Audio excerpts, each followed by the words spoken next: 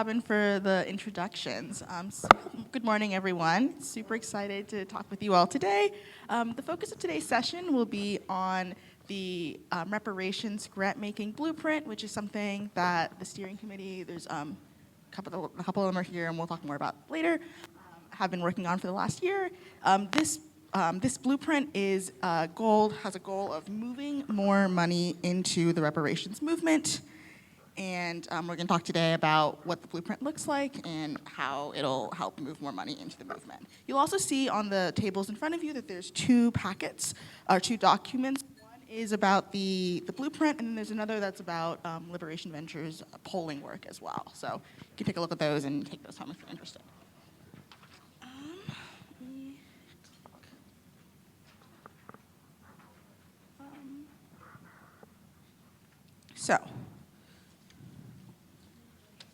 The goal of the blueprint is to move more money into the reparations movement in a way that is co-created by movement leaders, responsive to the vision and needs of the movement, and also aligned to a coordinated strategy.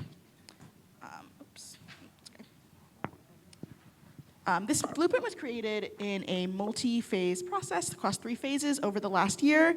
In the first phase, we focused on learning from the movements of the past and also learning from other movements. So in this phase, the steering committee got together and studied past policy and culture change efforts to glean learnings that could have implications for the movement. In the second phase, we worked with both the steering committee and our full community of movement partners to develop the blueprint framework. So the steering committee got together and co-created a vision for the world on the other side of reparations, set a 10-year goal, and prioritized key pillars of work, while we also spoke with our full community of movement partners who gave feedback on the blueprint framework and the pillars of work in a series of workshops. And then in the final phase, which has been the phase this year to date, we expanded and refined the blueprint. So we prioritized focused areas and identified investments through experts, interviews, and desk research.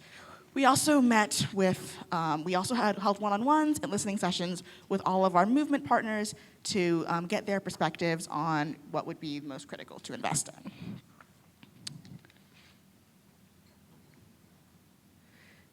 This blueprint was created by a steering committee of 6 Black leaders in the movement.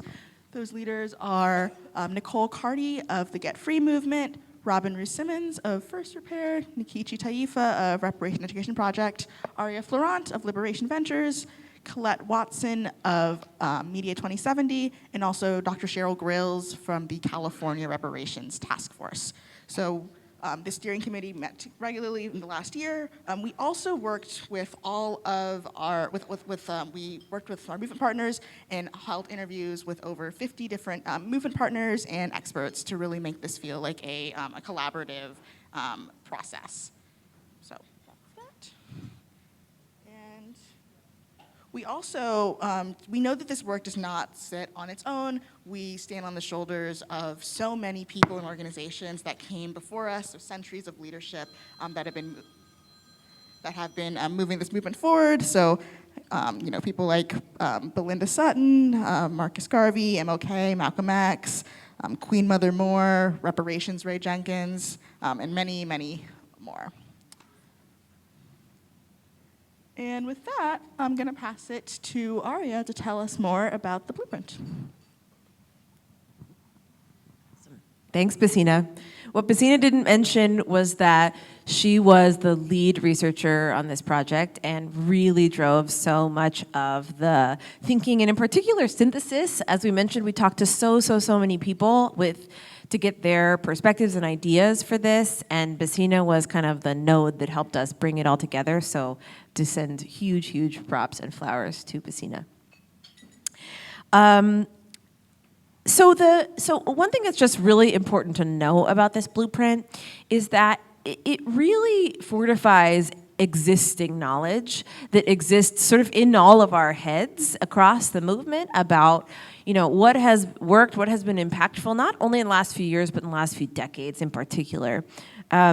Of course, we brought in additional research on other case studies, other at-scale policy and culture change efforts where we could and where we felt like it was relevant. And we just want to name how much this is really sort of a capturing of what was already living in so many people's heads.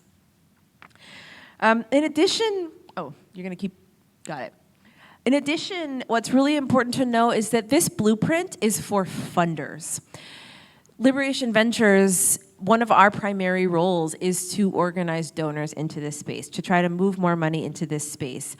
And so often when I'm out there fundraising, talking to folks, I hear these excuses about like, oh, well, we don't have the capacity to source and vet grantees, or there's no strategy, or I don't know the actors, or I don't know how impact will be measured, blah, blah, blah, blah, blah, right?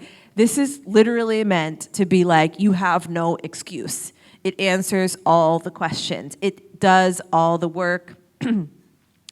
And it really, it is meant to really help give funders help funders feel more comfortable and ready to dive in.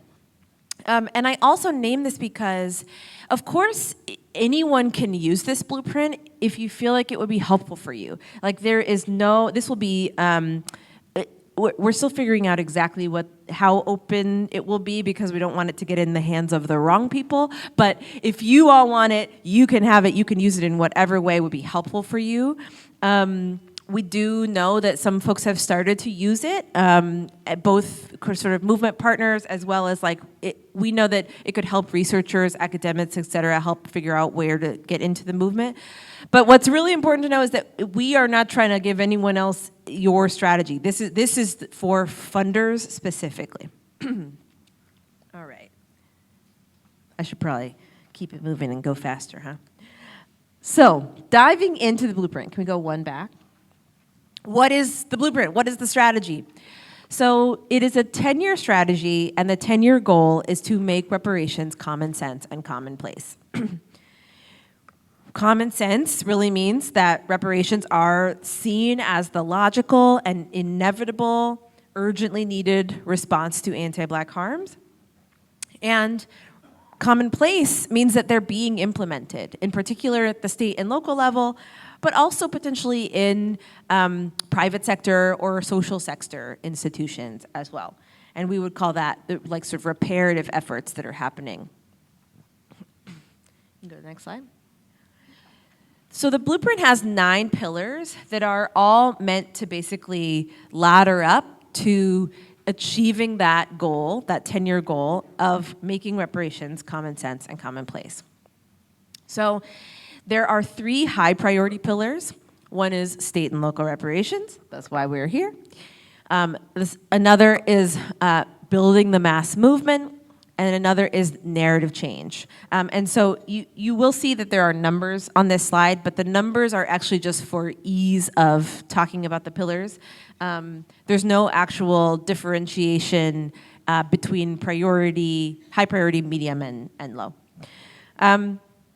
And then the medium priority pillars are people and organizations and connective tissue, because we know that there is a lot of important work to do to help make sure that the organizations that we run and that the way that they work together is really healthy and strong. So these pillars you can see sort of track to the 10-year goal, where the top line is all about making reparations commonplace, the middle line really is about common sense, and then the bottom line is about enablers and building momentum in the movement. Zooming out for just a second, I also want to orient us. We have a really long-term theory of change here, and I want to make sure it's really clear that federal reparations, comprehensive policy, is our North Star. It is the goal. And we know that it's going to take work to build the political conditions where that is possible, and that's what this is all about. But this 10-year strategy is really just the first phase, and we know that then over time, federal work is going to, if we're doing our jobs right, really become more and more and more possible and become more and more central part of the strategy. So just a quick note on how we prioritized the pillars. So we thought about overall impact. So how critical is this work to the movement? We thought about interdependencies. So for example, like if one form of work is not funded, would that impact other forms of work? We thought about investability. There are a lot of things that need to happen, but not all of them can happen or be forced to happen through money. And so really we tried to narrow ourselves to like what can actually be impacted by financial investment. We looked at sequencing, like what kind of, how should different activities be sequenced and how critical is early investment in something versus later investment. And then lastly, we just looked at political feasibility. Is this work possible in the current political conditions, or do we need to force those conditions to change so that the work would be possible?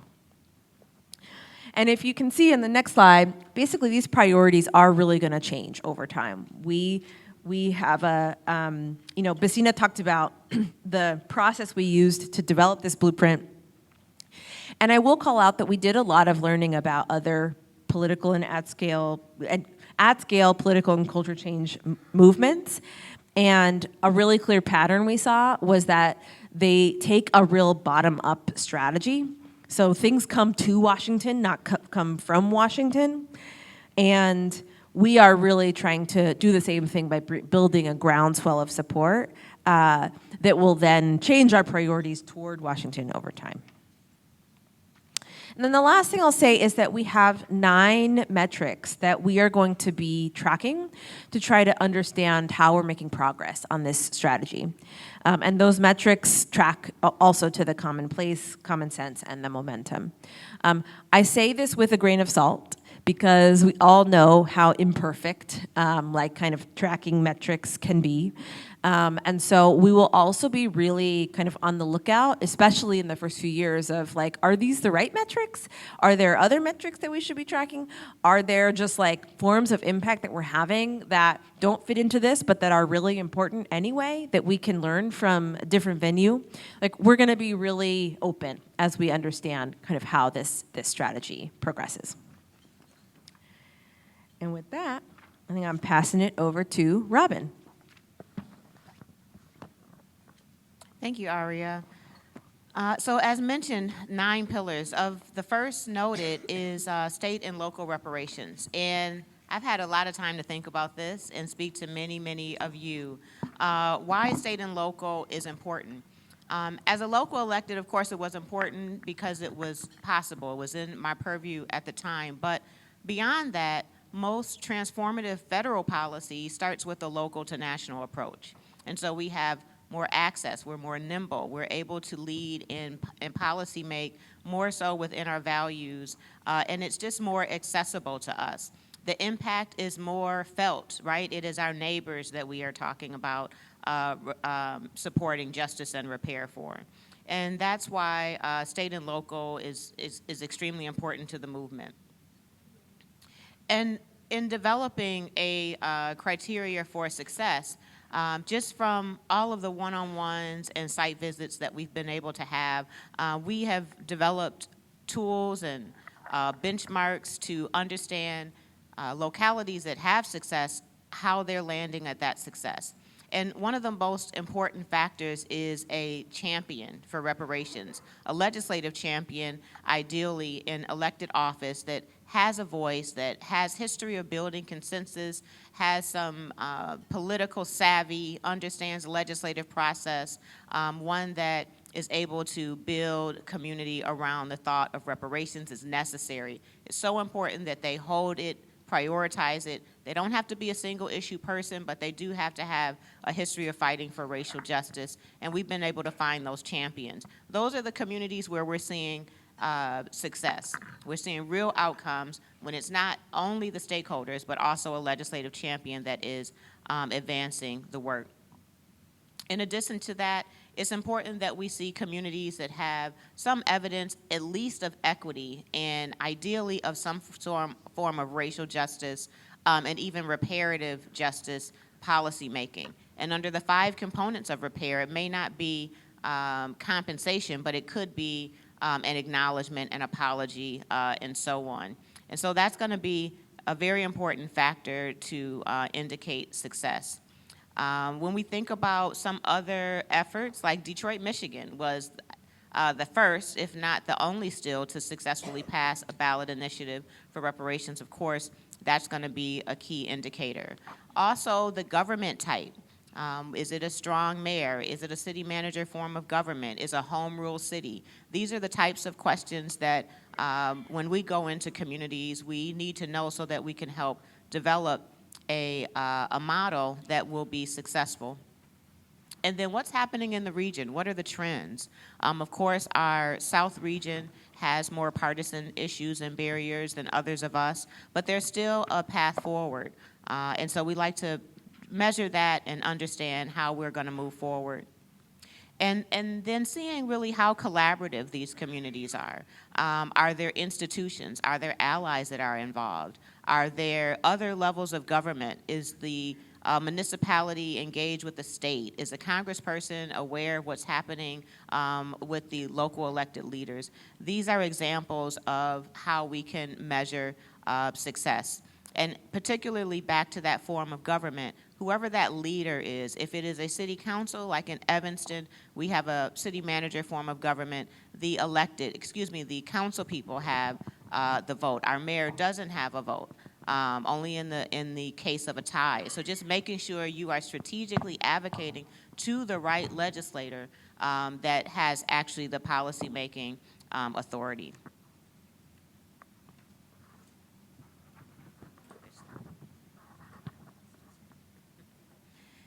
And then the process of reparations. We've been talking a lot about that, the process of beginning to advance reparations in your community. Community engagement is going to be key. The reparations process, best practice is informed by the harmed community particularly. So that is going to be important, and that's going to be the initial advocacy. What we're seeing in most communities is that the question comes from the community. It's usually not the legislator. It's usually a grassroots organization, one single resident that has a heart for it. Could be a community org, a NAACP branch, a National Urban League chapter. It could be a church, but we are seeing that initial advocacy come from the community. And then a research of the harm is key. The rest of the process is really informed by the harm report. The harm report really determines who's eligible, who was harmed, how were they harmed. That harm will help you determine what redress looks like, especially if you're going with a narrowly tailored framework, legal framework for reparations. The harm will help you determine, is it housing that you prioritize, is it education, is it health? This is going to be very key. It will also help you determine who is eligible. There's a lot of discussion within the movement around lineage and should it be those that were directly harmed, should descendants be considered. The harm report will help you prescribe the rest of the program, and it'll even help you think about how you might fund it. So in our case, we had harm very heavy in housing space, and so in addition to cannabis sales tax revenue, we were able to secure real estate transfer taxes as well, very relevant. And then policy development. That's where we had the panel with our staff yesterday. Staff plays more of a role than most people recognize in actual policy design. We as elected and stakeholders are visionary. We have a demand for justice, but the staff really does play a role in helping craft that policy so that it can turn into programs and be implemented. And then into passing the policy, that's where you're back to your community engagement piece, where you're going to need all types of forms of advocacy, public comment, letters of support. It could be, what do you call it when you, not surveys. Never mind, I'm sorry, it's a long week. But yeah, so all of that is going to be important. And then policy implementation is when you get into actually dispersing, if it is some sort of compensation or restitution, or it could be a program that is going to be implemented. Again, you're going to be back to staff as a very key partner, And then community feedback is ongoing. That never ends, especially in legislative reparations. Our meetings are open by Open Meetings Act. It is law. And even if it were not, it is important that we continue to be informed by community ongoing in perpetuity as long as the program is there, because things change. We learn a lot along the way. Once implementation happens, we're able to learn the outcomes, the feedback, the kinks, what we can do to improve the work. And then we have, on slide 21, infrastructure. So we have collaboration being key, making sure that you are leaning into your institutions to support the work, that we are connecting with experts. Many of them are here. If you have not been able to connect with a academic or a researcher or a legal professional, please do make sure that you reach out to the folks that have presented this week, because they are in this to win it. Many of them are full-time in this work, standing up reparations bar associations and all types of support for us to win and achieve reparations. And we also want to make sure that folks are reaching out for various technical assistance as needed. Much support is available in the movement. Please don't isolate yourself and have a need that you don't express, because we have found that there is someone, some organization, some institution that is ready to support you, and then support from elected leaders must be ongoing. So if you are fighting for a municipal policy, don't forget to reach out to your congressperson and to your state elected. I did it, but by the time we made the introduction, I had letters of support from my state senator, state rep, county, Congresswoman Jan Schakowsky has been a very strong supporter, so you want to make sure that you lean into those additional state and local infrastructure as well. And please don't forget your interfaith leaders. We just released a short 10, 11-minute video on First Repair. If you're not signed up for our newsletter, please sign up so you can see that video and share it with your interfaith community on how they can lead in the way that the interfaith community here has led us so successfully in Evanston. And I'm going to pass it back to Aria. Thanks, Robin. All right, so I am going to cover the next pillar, which is the mass movement pillar. Usually we have Nicole Carty up here talking about mass movement, and if you all have not met her, the ED of Get Free, you definitely should, because she is a organizing people power genius. And so I'm gonna do my best to fill her shoes. So why is mass movement critical? Because mass mobilization is actually what creates the conditions for policy change. It is what puts policies on the map for people in government to actually pass them. It's what gives those people in government both cover as well as pressure to do so. So coordinated people power is what we are really trying to build. And we see that across history, right? That mass mobilizations were critical in securing so many of Black people's freedoms. Direct action also really demands that people take a stand, right? So when the state does things that create some kind of trigger event and people get out into the streets, it creates media attention, it actually forces the public to ask themselves, like, what side of this am I on? And so it serves a narrative and sort of like an individual purpose as well, not just about forcing policymakers to do the right thing. And so what I would say in particular in this context is that that needs to happen across all different levels, right? It can happen at the federal level or at the national level, but it can also start locally. Local mass movements can really serve as engines for local reparations efforts. And those can, of course, then sort of domino effect build on each other to the more macro level. So the way we, do the next slide.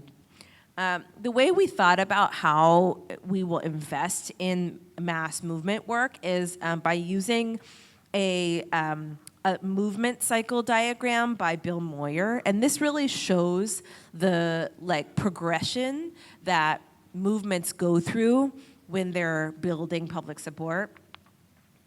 we see there's a few kind of different phases here where, phase 3 is that conditions start to ripen, and there may be then a trigger event, and so then there's a takeoff. So you could apply this really easily to 2020 on the topic of racial justice more broadly.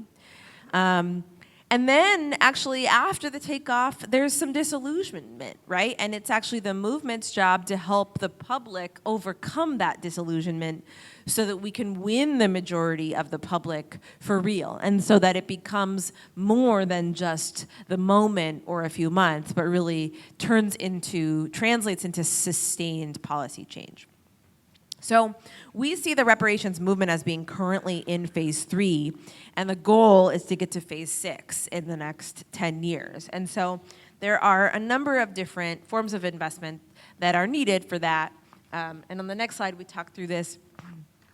Organizing, of course, we need organizers, especially in local hubs, working to build kind of place-based ecosystems of organizers who are putting the issues on the map.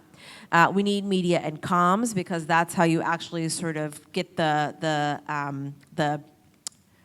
sound, not the sound bites, the microphone, the megaphone to really put the issue into people's living rooms. Training, so it's really important to actually train supporters who are coming out, who are protesting, but also who are really volunteering their time to supporting the movement.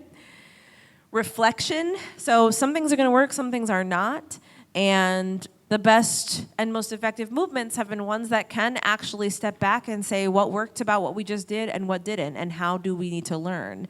And so in moments, there are always gonna be sort of swells of energy, and when those swells die down, those are good moments to actually then reevaluate and innovate for the future. And then the last ones are both collaboration and cross-movement bridging, right? So how are we helping organizers from all across the country work together, learn together, strategize together? But then in addition, how are we thinking about connecting the reparations movement to other adjacent movements that really have similar goals and are fighting similar harms and similar anti-Black narratives? All right, and I'll pass it to Nkechi. Testing. Okay, thank you so very much. So what I'm going to do is highlight the importance of narrative change to state and local work. So in order to pass policy in your city or state, the creation and sharing of the narrative in your own city or state, in your own backyards, digging up the caskets that have been buried for so very long that only you and your jurisdictions really know about, it's really imperative. You must make it clear that reparations aren't just something that is needed elsewhere or happened elsewhere. No matter where in the country that you are, harm, trust me, has occurred and reparations are needed. There are powerful narratives in places. Right here in Evanston, we all saw the town hall yesterday in Tulsa, in Palm Springs, in Lakeland. The issue goes on and on. The city tour that Dino does, showing you the history.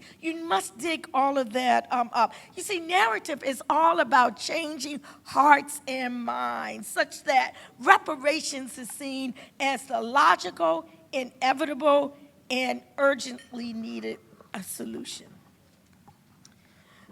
So, with respect to narrative components to fund, there are really three components that anchor the narrative pillar.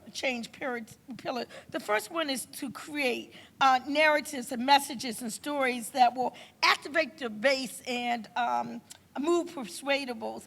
Inspire, we must understand the existing landscape of narratives and create narratives that tell the story of the movement, the story of the country as a whole. We must define how to respond to those very negative counter narratives that are out there, whether it's the anti-DEI or a CRT, and the like.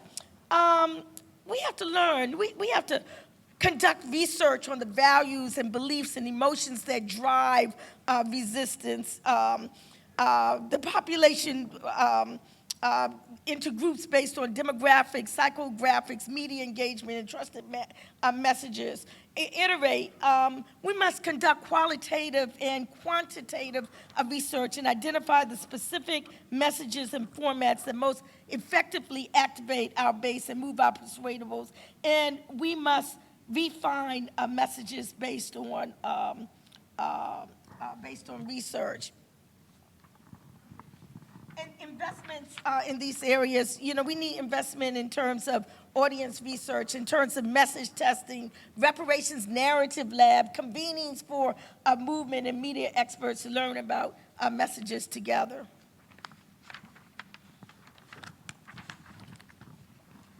We gotta use the right channels and the right messengers to share these messages to reach audiences. The focus of this pillar is mass culture and mass information, curated experiences. Some examples, in terms of mass culture, we're talking about social media campaigns. Give Free just recently used Trump's a statement that he's going to give reparations to white folk as part of their powerful social media campaign. We have to get more reparationists into movie, TV, writers' rooms. FX series Atlanta did a whole segment on reparations. HBO drama series Watchmen highlighted Tulsa and the atrocities there. Of course, Erica Alexander, The Big Payback. These messages into the mass culture are very, very critical. Reparations, The Color of Inheritance, and also, hey, First Prepared's hip hop anthem and the new Agitate, Educate, Organize. I mean, this is all about mass culture, popular culture, TED Talks, one-on-one videos, it goes on and on. Mainstream newspapers must report on reparations consistently and responsibly. Curated experiences such as sharing curriculum and small group discussions, organizing trips to sites of harm. First Prepare organized a retreat to Tulsa, a site of harm, okay? Hey. Now, there's some other components that aren't necessarily the focus of this pillar. For example, politics and legal is part of state, local, and federal pillar. Mass movement is part of the mass movement pillar. Traditional education, at this point, it's not quite as feasible in the current anti-CRT environment. That's why we got to look at situations like what's my sister Christie's Saturdays, Black History Saturdays. We need alternatives to traditional media that's out there. Let's see which one I'm on there.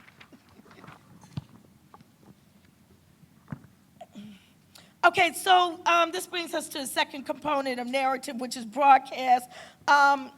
We must use the right channels and the right. Did I do this one? Oh, I did that one already. I'm sorry. I'm sure I got two things going on at the same time. She tried to streamline it for me, but yeah, I don't know where I am, Becina. You're on infrastructure. You're on this slide. It's the previous one. That one right This there. one? Yeah. I'm on the final one. Okay. The final component in narrative change pillar to be invested in is infrastructure. Okay, and some investments critical in this area include collaboration and coordination, stipends to attend convenings and strategize, ongoing research, public opinion polling, evaluations. Let me just go from here. One second. Not bad. What happens when you get old? Okay, thank you. Public opinion polling, communications channels, developing movement-specific channels and collaborations with existing broadcast channels to quickly disseminate narratives. And when these three areas come together, create, broadcast, and infrastructure, what happens is it all comes together to make reparations common sense. And that's what we're all talking about, common sense and commonplace. And number 4 is people and organizations. I'm up, right? Yeah, people and organizations. So, the movement is nothing without us, right? The people. And without us together and united, we're much weaker. And so it's important that we are well. The movement leaders, the stakeholders, the grassroots at every level of this movement, that we are well and operating at our fullest potential, that our organizations are well. There are many ways and best practices that we can practice to make sure of this. This symposium is one. I like to make sure that when you come, you feel warm and loved and invited and you're cared for and all of your needs are met. And some of us here come, as with a, let's say, is sponsored, so that there is no concern about how you can afford to get here and how much the meals are going to cost and that sort of thing. Everything is intentional, even the awards. I learned in a workshop that we have experienced a lot of burnout because our work is never ending, and sometimes we don't feel seen, we're not having enough wins. So it's important that we recognize each other, and we try to do that as often as possible.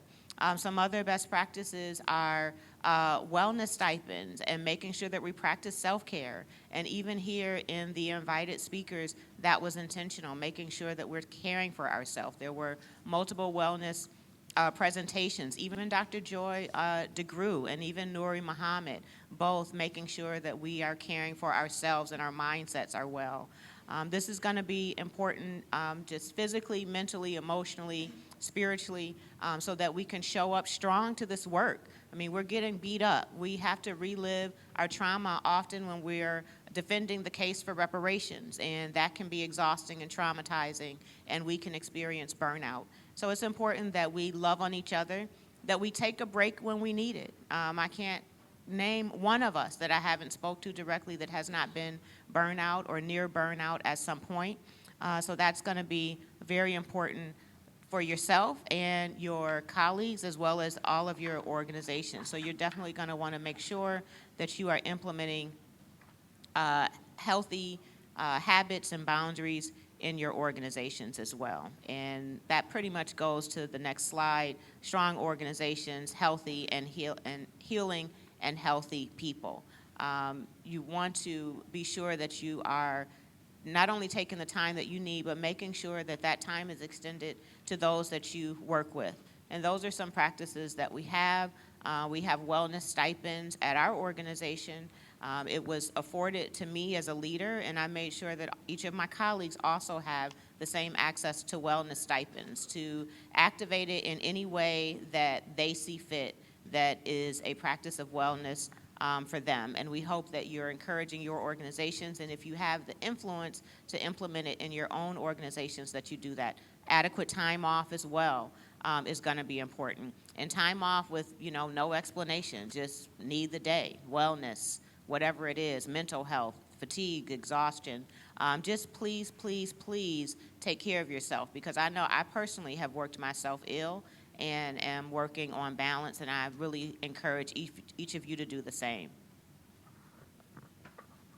My last one. Oh. 5 areas of strong organizations. Oh, I love this one. So financial sustainability. Very appropriate that LV is, lifting this up as an appropriate strength for our organizations. Strategy is going to be important, that we have clear vision, strategic planning, and achieve that vision is going to be so important.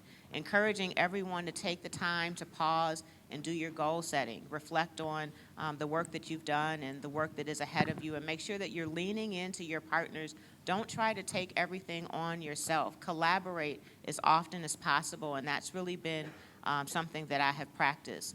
Making sure your operations are in order, necessary functions to sustain day-to-day and long-term operations. And often that means, as movement leaders, that we need sort of the professional and technical expertise, those partnerships. Whether you have the resources for them or not, reach out. Oftentimes you'll find that there are folks that want to support the movement and don't know how. They don't know how, but they have a unique skill set that can be activated in our organizations. And I'll tell you from example, our organization was organized by pro bono lawyers at Mayor Brown. We had Price Waterhouse accountants that offered support. Don't be shy. Reach out. You will be surprised on how many yeses. Ask expecting to get a yes every time. I've reached out to LV and to others when we've needed sort of a comm strategy and so on. So please do reach out and ask for the help that you need. And then we as people need to be trained on various skill sets and training and have the relationships to work collaboratively and effectively. So if you don't have the resources, reach out. There are so many opportunities for in-kind partnerships and relationships with professional services. You really would be surprised. And then culture.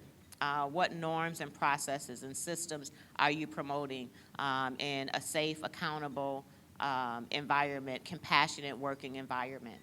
There's all types of ways to do that. And one way is to just ask your team, what do you need? What do you need to feel safe? What do you need to succeed in your role? Are you resourced enough? Are you comfortable with your work environment? You want to make sure that you're asking those questions. It's time for me to ask again in our team retreat, which we have every January, actually, after about 3 weeks off. We open up the year with a team retreat, and we'll check in, we'll goal set, we'll establish SMART goals, and action plan out those SMART goals, and then make sure that each team member has what they need to be successful in their role and make the adjustments as necessary.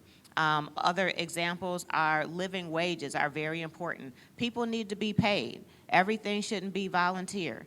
The movement has been volunteer for ever until the last few, okay, yes to that, for far too long. And I'm new to the movement, only since 2019. And I will say it's been since that time that they have begun to professionalize the movement with real resources so that folks can get paid a wage in accordance to the effort. And it's still not enough, right? As hard as we work.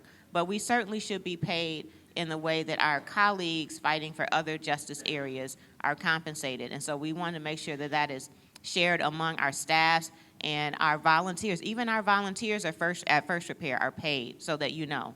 We don't have anybody that is not at least offered some form of compensation. Some of our volunteers may donate it someplace else, but that's going to be important that you value people. Paid fellowships are important as well. When you have opportunities to get professional expertise, if it is appropriate, in many cases it is, you want to make sure that some form of compensation is accommodated. And greatest need is fundraising support. And so I will say all of us need that, especially right now in this climate. We're hearing about philanthropy in a retreat of racial justice initiatives because of what's happening at a national level. And so you want to make sure that you're getting the fundraising support that you need. We all need it. And so if you ever hear about a fundraising workshop or a grant maker that wants to extend some expertise or any of that, please do make sure that you take full advantage so that you can fund your vision.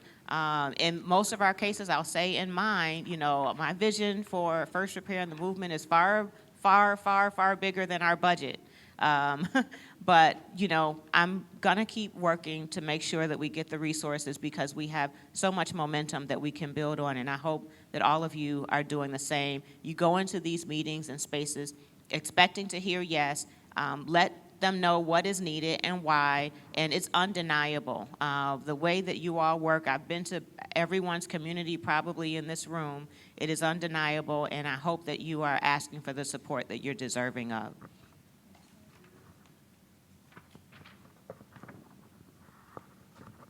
Three areas of healing. Trauma, burnout, and poor health conditions. So I guess I got on this a little bit already. We are experiencing trauma just by being Black in this nation. When we wake up, when we walk out of our doors, when we turn on the TV, when we scroll down social media, when we read a newspaper, we are experiencing trauma. We experience it when we go into the workplace, whether it's not an aggressive but a microaggression. We are experiencing when police pulls up behind us, even if we're not riding dirty and we fully legit, we are experiencing trauma because of the police lights. And then we have inherited trauma. CAM has commissioned a report, The Harm is in Our Genes. I recommend that you look at that report. It is at reparationsunited.org. I believe it's also at NCOBRA International's website. It's on our website as well. We have inherited trauma as well. Burnout is a real thing.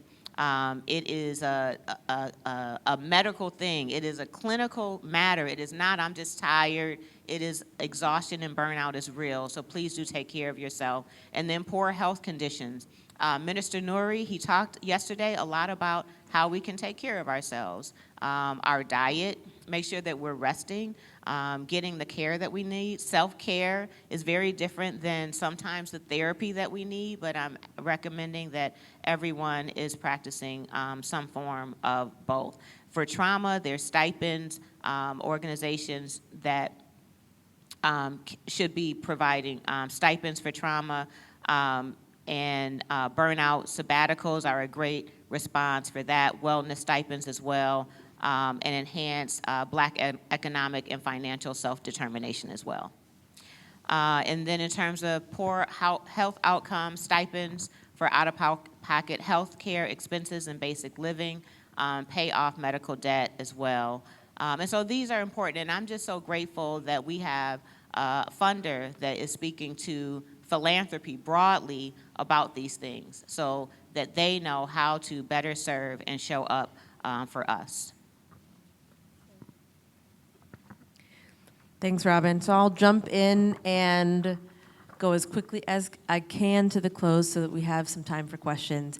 And I'm just talk quickly about the last pillar, which is connective tissue. So we know connective tissue is really important to help a movement actually really become more than the sum of its parts, and to enable the kinds of collaboration and coordination that are necessary across the country, across different types of work, just across different movement leaders that are necessary really to win. So within this pillar, we've got a couple of things that are more focused on like building the strong core of the movement, and then a few things that are focused on really growing the movement and bringing resources to the movement. Growing the strong core is really about internal relationships, so addressing disagreement, building common ground, holding conflict, processing through it. And then also strategy, coordination, and meaning making. So really creating more spaces where folks in the movement are strategizing together. On the other side, really creating more pathways for folks to join the movement through onboarding, learning, like really entry points for newcomers. When someone says, I want to join, where do we send them? Technical support, so making sure that we have avenues for getting the legal advice that we need, the research that we need, and other forms of expertise. Communications, so trying to build more like kind of collective, rapid, clear, compelling communication structures that are both spreading information within the movement, but also getting information outside the movement. And then finally, funder alignment. So really bringing funders in a way that is going to make sure that they are operating in alignment with the movement and led by the movement, and as much as possible that they are operating together in order to make it easier for the movement. Awesome. Okay, so really quickly, I'm just going to dive into what does this mean for Liberation Ventures work. So we have been sharing the blueprint with the movement. What we're doing right now, we'll continue to do that.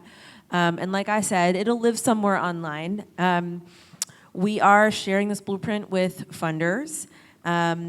We are aligning LV's grant-making priorities to the blueprint over time. And we are standing up a reparations donor collaborative. Our goal is to build a community of donors who together are pooling their dollars to give against this strategy for the next 10 years. So if you happen to be a funder in the audience and you're interested, please reach out. I would love to talk to you. And like Robin said in the beginning, this is a $200 million strategy. Now, I name that number with full humility. Those dollars are not yet raised. But it is, I'm saying them also as a form of accountability to you all, that I'm going to try to raise them. You know, this might be a shoot for the moon, land among stars kind of situation, but the way that I feel about it is that it's really important to put the real number out there with regard to what we need, even if I might fail in raising it. And you know, philanthropy, I did not come from money. I did not know a single person in philanthropy when I started working on Liberation Ventures. All of this has been, you know, a lot of people just kind of see LV as a funder, but we're very different from institutional funders because we don't have an endowment. We raise every dollar that we deploy, and that takes a lot of work. So we're gonna try, we're gonna see how it goes, we're gonna hustle, and we will keep you posted. But we do just think it's really important for funders to understand the scale and what it would take to fund us like they want us to win. Lastly, I think we can skip to the gratitude. I just want to name that there were so many people that contributed to this blueprint in so many ways. Many of you are in this room. This is a truly co-created process. There are so many people's ideas in here. And then folks are named up on the slide, and we will continue to give the whole movement flowers really for helping us create this. So with that, can we turn it into Q&A? Cool. Maybe we have 5 minutes, 10.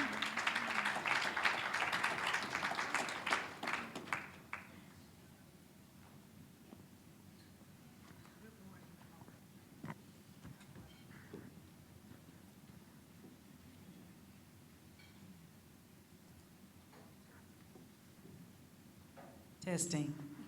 I didn't pay attention as people were turning this microphone on for 3 days. Good morning. I'm Matisse Mason from the Tulsa Beyond Apology Reparation Commission. And first of all, I'd just like to say I'm just so thankful and appreciative to be able to be here today and throughout this conference. It's just been amazing. First, I wanted to say, you know, first the natural, then the spiritual. And I really appreciate the holistic approach to how, especially even today, especially how this blueprint is laid out. And I had 2 points. I just wanted to really reiterate Sister Nkechi's point about the narratives. And I think about whenever the beginning of slavery ending had a lot to do with the narratives. George Floyd is one of the big precipices of this new movement because people got to see something that they only heard about and speculated about, even us. And I think those narratives are going to be one of the most powerful, you know, things that get us forward. Of course, we're still in our infancy, but what I know, even with our new black mayor, I started off with our Raising the Wage campaign. And I thought, now, if we're trying to get a black mayor elected and I'm registering people to vote, I'm registering the people that are going to vote for him because it's the same ideology. And that grassroots effort of going door to door to door, I don't want to lose that in, you know, the spectrum of it. Because I watched it get, you know, something that there's no possible way we should have had a black mayor to overwhelmingly having a black mayor by votes. And so I just am so thankful that this whole thing is holistic, and I just want to really make sure we touch on the narrative. And one thing that I have found in talking to people is that the problem with people understanding reparations is that they believe in reparations, but just not for people that are only 2/3 of a human.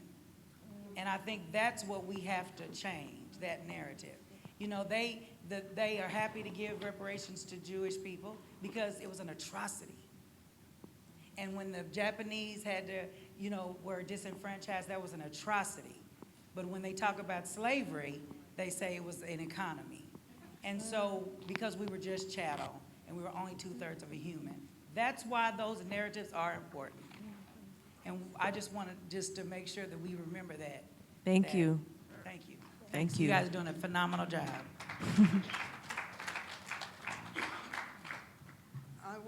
I want to affirm the comments and observations that the sister made, and I want to add to it the the necessity of our changing our language, and that we stop referring to our ancestors as slaves, but as Africans who were enslaved, and that we refer to the perpetrators as enslavers, and use language that is not only accurate, but that calls up the images that are necessary to affirm our humanity. Thank you.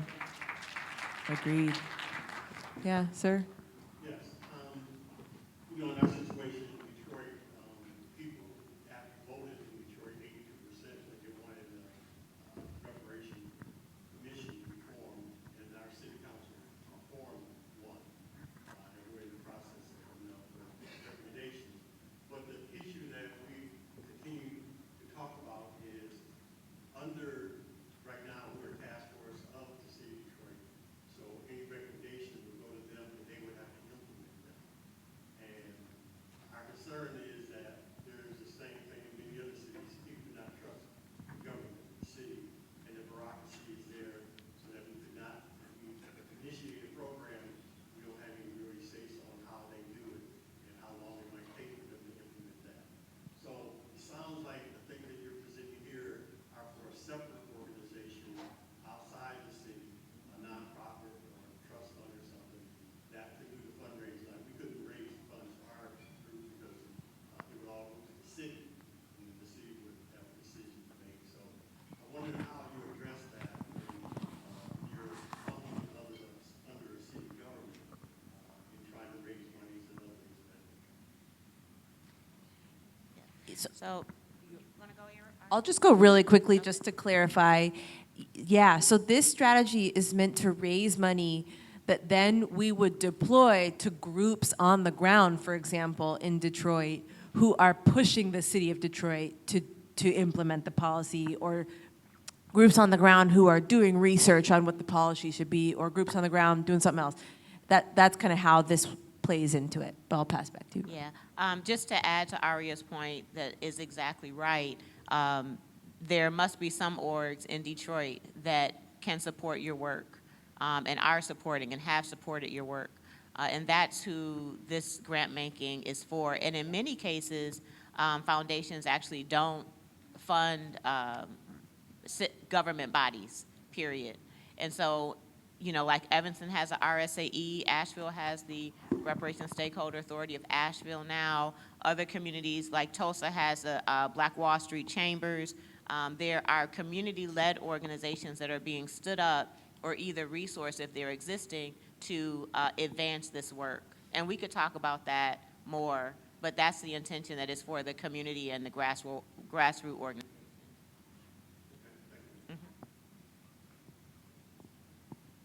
Well, first of all, I'd like to say thank you for the presentation and thank you for the support that we've received in Lakeland from all of you. Looking at the 9 pillars, I think there are ways that we, folks on the ground, can better support those pillars and allow other people to do the same. As far as what our messaging looks like, as far as, you know, if we're putting out a message that is in alignment with the general message of the pillars, you know, how do we make sure we have the right hashtags, that we're using the right words such that the message can go out as a whole rather than a bunch of different things from different places, so that there's some unity and some ability to build a message together. That's such a good question. I just want to say, one of the things that I would love to see that comes out of fundraising for this blueprint, it's like a movement-wide communications hub or something along those lines, so that we can be consistent with our narratives, no matter what jurisdiction that we're in, that you can buy into or not buy into, but something that's there that helps frame those narratives, those communication pieces, so that, and that you can feel supported in that you're not going off the deep end, but that you're saying the same essential thing that people are saying across the board. That's just one of the things that I hope will come out of an effort like this? Yeah, I think we're saying the same thing, Nkechi, that, that this is for a funder to speak to other funders.